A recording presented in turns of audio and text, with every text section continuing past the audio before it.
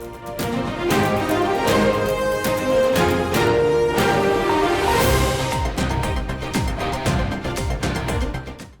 आप देख रहे हैं बिहार तक। मैं हूं आपके साथ सुकन्या सिंह।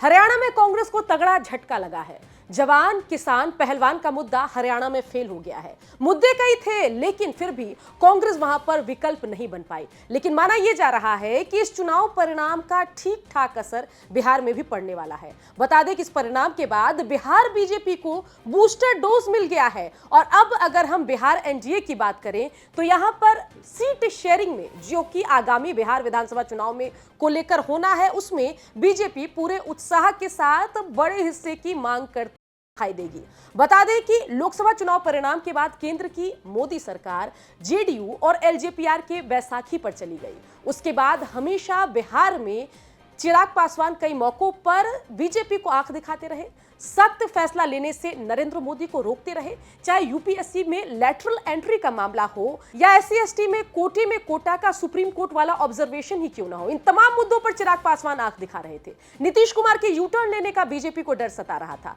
माना यह जा रहा था कि 2024 के लोकसभा चुनाव परिणाम के बाद मोदी मैजिक कमजोर पड़ा है। लेकिन हरियाणा के रिजल्ट ने देश की बीजेपी के साथ साथ बिहार वाली बीजेपी को भी बूस्टर डोज दे दिया है। और अब पूरे दमखम के साथ सबसे पहले बिहार में बीजेपी सीट शेयरिंग में बड़ा हिस्सा मांगेगी और फिर जेडीयू और एलजेपीआर को धीरे धीरे हद भी बताएगी। पूरे मामले पर एक्सपर्ट क्या कह रहे हैं, सुनिए।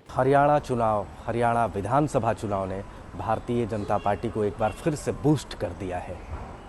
हरियाणा चुनाव के दूरगामी परिणाम हरियाणा से बाहर के राज्यों पर भी देखने को मिल रहा है और मिलेगा। जिस तरीके से भारतीय जनता पार्टी कुछ दिनों से एनडीए के सहयोगी दलों का दबाव महसूस कर रही थी, खास करके बिहार के दो क्षेत्रीय पार्टियों का, नीतीश कुमार और चिराग पासवान की पार्टियों का, नीतीश कुमार का और चिराग पासवान का, अब उस पर कमोबेश लगाम कस दिया जाएगा। एक तरीके से हरियाणा चुनाव ने एनडीए के बैलेंस पॉलिटिक्स को मजबूत कर दिया है भारतीय जनता पार्टी के पक्ष में। अब नीतीश कुमार वो हार्ड बार्गेन करने की स्थिति में नहीं होंगे जिसकी उम्मीद वे लगाए हुए बैठे थे। चिराग पासवान के भी अब सुर बदलेंगे।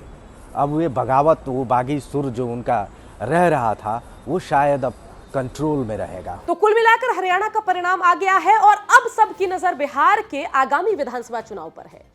मोदी की भी नजर अब बिहार पर धीरे धीरे आनी शुरू हो जाएगी। बिहार में सीट शेयरिंग सबसे बड़ा मुद्दा है। नीतीश कुमार चीख चीख कर खुद को बिहार एनडीए में बड़ा भाई बता रहे हैं। चिराग पासवान भी कह रहे हैं कि अब 10-15 सीट से काम नहीं चलेगा। लेकिन अब हरियाणा रिजल्ट के बाद ऐसा लग रहा है कि चिराग पासवान और नीतीश कुमार को भी समझ आ जाएगा कि एनडीए में रहना होगा और बीजेपी के हिसाब से चलना होगा। खैर, सीट शेयरिंग में होता क्या कुछ है, इसके लिए आप बने रहिए बिहार तक के साथ।